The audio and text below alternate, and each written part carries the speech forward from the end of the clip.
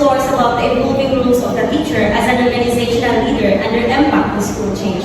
Once again, good afternoon everyone. I am Jamaica Ish Mendoza Durante together with my co-reporters. I am Charin Julibato. I am Janice Bustamante. I am May Carolyn Imalay. And I am Jesus Minjin. And I am Ortega Miguel. Today, let us discuss about the teacher as an organizational leader. The notion of the teacher leadership is not new, but recently it has been transformed.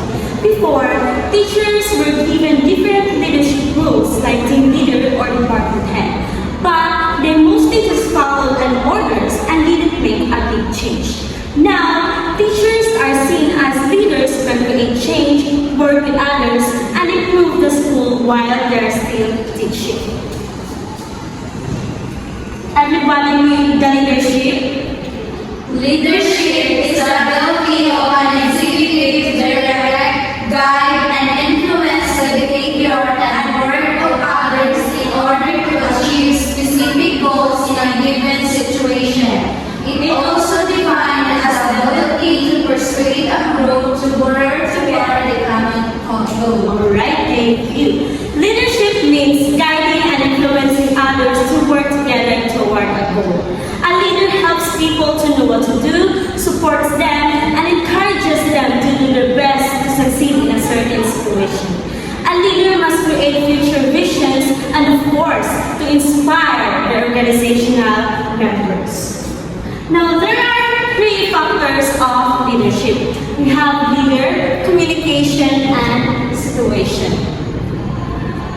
Leader. A leader must know and understand their people, including their needs, emotions, and motivations. A good leader knows what is human nature, what people feel, what people need, and what motivates them to act. Like, for example, Teacher Maria says that one student is always quiet during class. She learns the student is shy and needs encouragement. This example, Teacher Maria is a good leader and also a good teacher because a good leader knows what is her or his student or people. Next, we have communication. Effective two-way communication builds strong relationships and leaders' effectiveness. So when we say two-way communication, it is a form of communication where information flows both directions. Clear communication builds trust and of course it helps leaders to connect with their team. Example, Teacher Anna talks to her students kindly and listens to their concerns. And lastly, we have situation. Situations influence a leader's actions more than traits, which vary across contexts. Different situations affect how leaders should act more than their personality and style. Like, for example, during a fire drill, Teacher Leia becomes firm and quick in giving commands to keep students safe. Now let's move on to the nature of administrative work. Everybody read? Administrative work in schools involves guiding and supporting teachers to improve learning. Good leadership ensures all students' progress and helps drive lasting change. Alright. Administrative work, it guides teacher to boost learning and student progress. There are various types of administrative work. And these are the trait approach to leadership, situations and leadership, behaviors and leadership effectiveness, contingency models of leadership, Fiedler's contingency models of leadership. To be discussed with my co-reporters. Once again, good afternoon everyone. So let's move to trait approach to leadership. Rikami, please read. Trait approach to leadership. The trait theory of leadership focuses on identifying different personality traits and characteristics that are linked to successful leadership across a variety of situations. Okay, thank you. According to this approach, certain personal characteristics such as intelligent, confident, honesty, and communication skill are common in successful leaders. Like for example, if a person is naturally confident, good at making decisions, and respected by others. So number 2 is situations and leadership. Marinette, please read. Situations and leadership. Successful leaders could look at situations with different perspectives. Okay, thank you. So, this approach believes that there is no single best way to lead. Like for example, a teacher might be strict to a new student to set a rules but become more friendly and supportive students learn to work independently. Once again, good afternoon, and now let's continue the types of administrative work. So let's have the third one, which is the behavior and leadership, or what we call behavioral leadership. So, Charin, please read. Behavioral leadership focuses on what leaders do, their actions and behaviors, rather than their traits or personality. So, as organizational leaders, teachers demonstrate leadership based on how they manage their classrooms, collaborate with colleagues, and contribute to school-wide initiatives. Their leadership is evaluated based on behaviors like planning, motivating, organizing, and supporting others, not just their title or personality. So, we have the types of behavioral leadership. There's a lot of types of behavioral leadership, but I only choose the two most important. We have the sound leaders, participative leaders. So let's have first the sound leaders. So when we say sound leaders, what this means, what kind of organizational leaders they are. Anyone have an idea? Okay, very good. Sound leaders, these are the leaders who balance of being task-oriented and people-oriented. These teachers maintain high standards in academic delivery while also showing care and concern for students and colleagues' well-being. So just like for example, Janice is a teacher who meets the curriculum goals efficiently while also mentoring new teachers and supporting students' emotional needs. And now let's have the participative leaders. So when we say participative leaders, what kind of organizational leaders they are? Anyone have an idea? Yes, Justine? Okay, very good. Participative leaders, these are the leaders who involves others, students or colleagues in the decision-making process. So these are the leaders who believe that involving others fosters a sense of ownership, creativity, and collaboration within the school. So these are the leaders, just like for example, see Jeremy is a teacher who invites her students to help set classroom rules or collaborate with her fellow teachers to design a cross-subject project. And now let's have the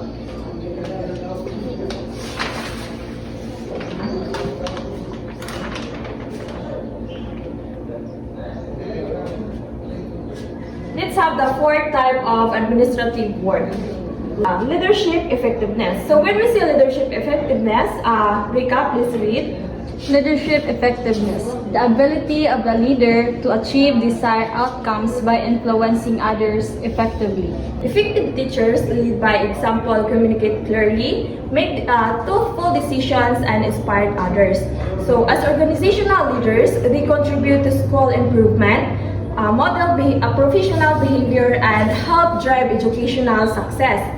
So there's a lot of key components, the leadership effectiveness, but I only choose the two most important. First is we have the communication skills. So when we say communication skills, what this means? Yes, Janice? Okay, very good. Communication skills, this means this is the ability of a leader to express their idea clearly and actively listen, and also they open dialogue. So as organizational leaders, teachers with strong communication create understanding, build trust, and promote collaboration with the students, parents, and staff. So just like for example, Marichan is a teacher who shares lesson goals clearly provides timely feedback to students, and actively participating in school meetings. So now let's have the decision making. So when we say decision making, what this means? Yes, Trixie, take. This decision making means that this is the ability to make informed and timely choices that benefits the students and the school community. So these leaders evaluate data and consult others when needed, and also they take actions that supports learning and growth. Just like, for example, Trixie is a teacher who notices the low reading scores and researches interventions and decides to implement guided strategies for reading in the school. And now, let's proceed to the contingency models of leadership. Rika May, please read. Contingency models of leadership suggest that no single leadership style is best. The effectiveness of a leader depends on how well their style matches the situation. Okay, thank you so much, Rika. So contingency models propose that the effective leadership is not all about a fixed style, but it's all about adapting the different situation. So these models emphasize the importance of aligning a leadership styles with the context such as team dynamic, the structure, and organizational environment. And here is the key idea of contingency models of leadership. Leadership success is contingent on the interaction between the leader's style and specific situational factors.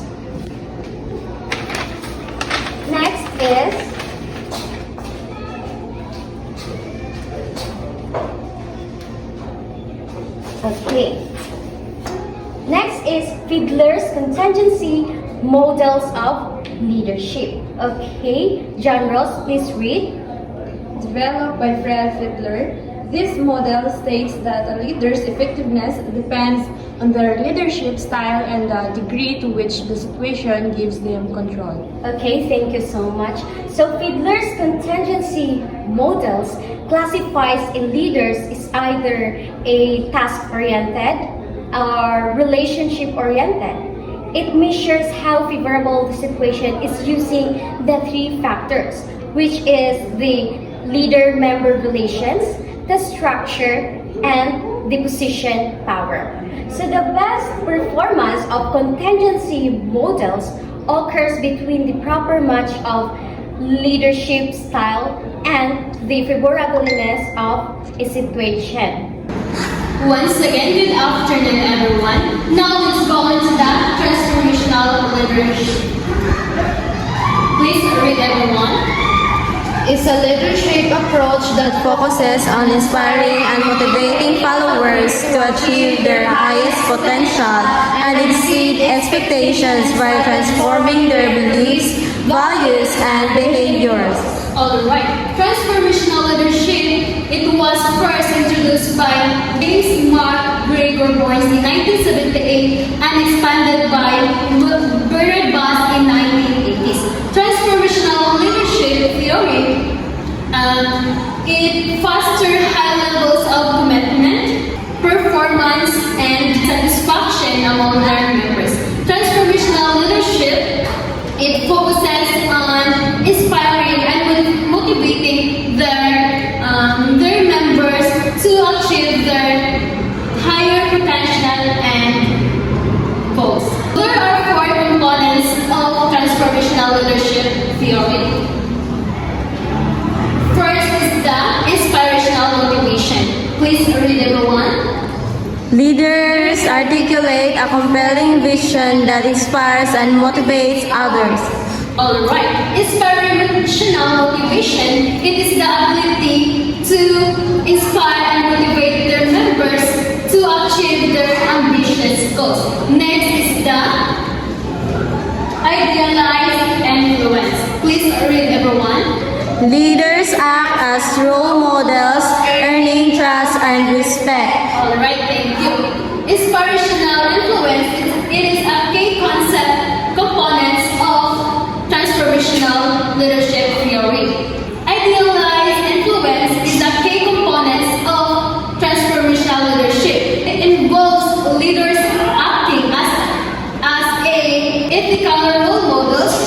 inspiring trust and respect to their members. And next, and the third is individualized consideration. Individualized consideration, leaders attend to each follower's needs for achievement and growth. So it means individualized consideration, it focuses on the needs and concerns of their members to help to achieve their full potentials and goals. And the last is the intellectual stimulation. Intellectual stimulation is a leader's encourage creativity, innovation, and problem solving by challenging assumptions and promoting new ideas. When we say intellectual stimulation are the leaders who encourage creativity, problem solving, and innovation. They are foster the members to feel safe on that environment. And those are the four components of transformational leadership theory. Again, what are the four components of leadership theory? Inspirational motivation, idealized influence, individualized consideration, and intellectual stimulation. Alright, thank you. So the four components of transformational leadership theory are the inspirational motivation, idealized influence, individualized consideration, and the last is intellectual stimulation. Now, let's go on to the evolutionary leadership theory. Do you have any idea what is evolutionary leadership theory?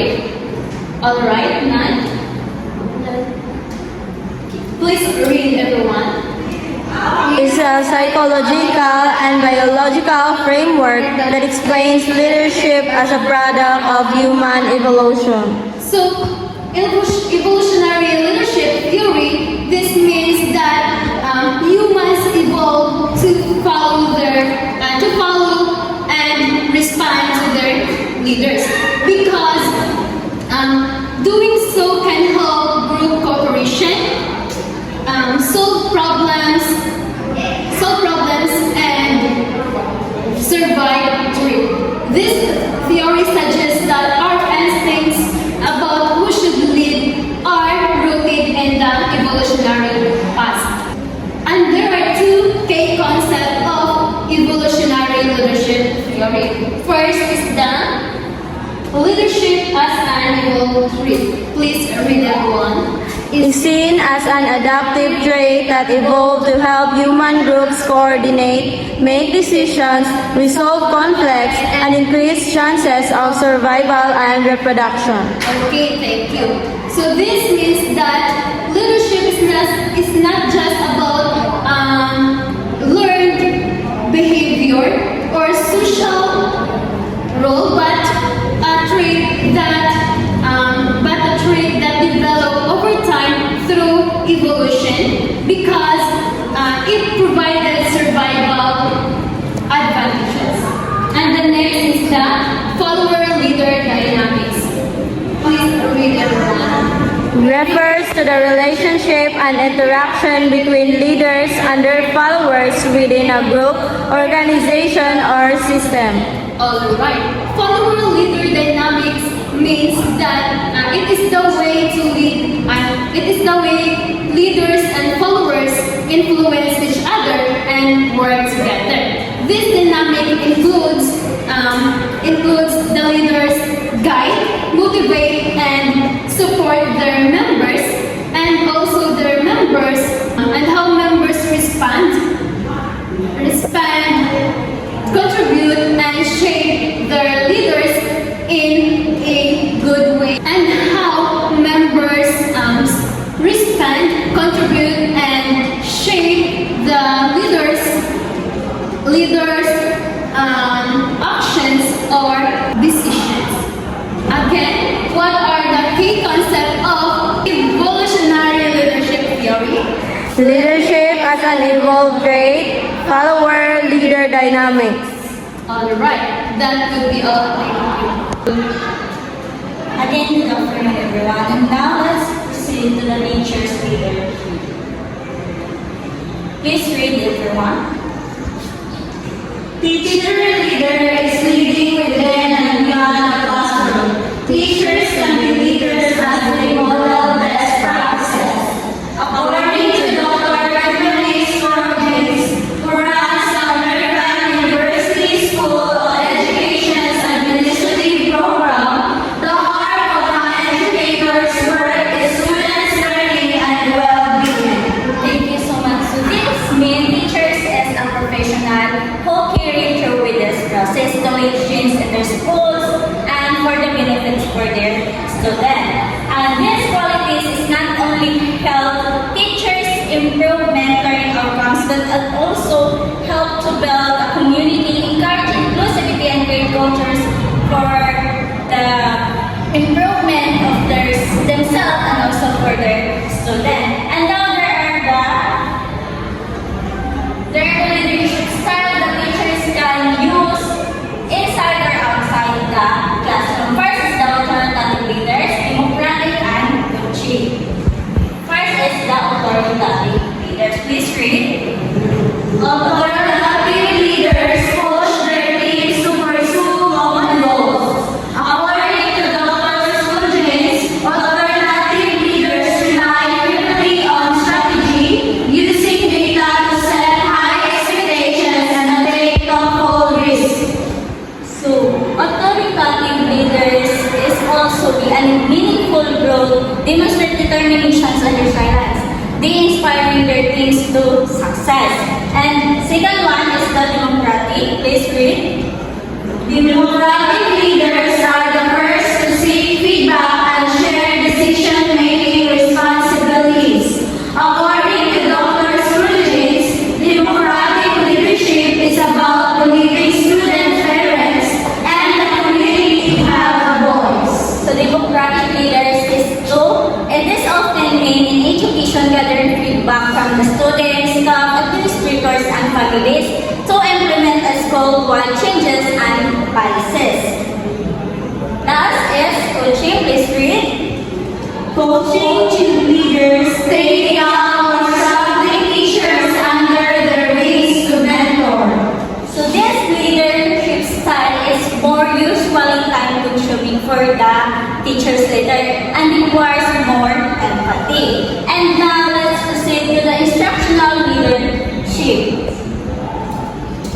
Please read.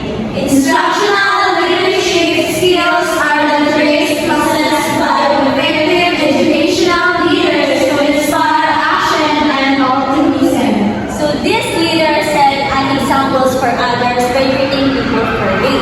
Instructional meaning and individuals with their honesty and integrity. So here are the examples of instructional leadership. First is the communication skills. Please read everyone. Verbal and written communication skills are essential to leadership success. This may involve emails, written, or it could mean holding meetings with teachers to set goals and assess lesson plans. Thank you. So, communication skills as effective instructional leaders must be able to communicate in inspiring their teams to success. So this is the regarding for student education.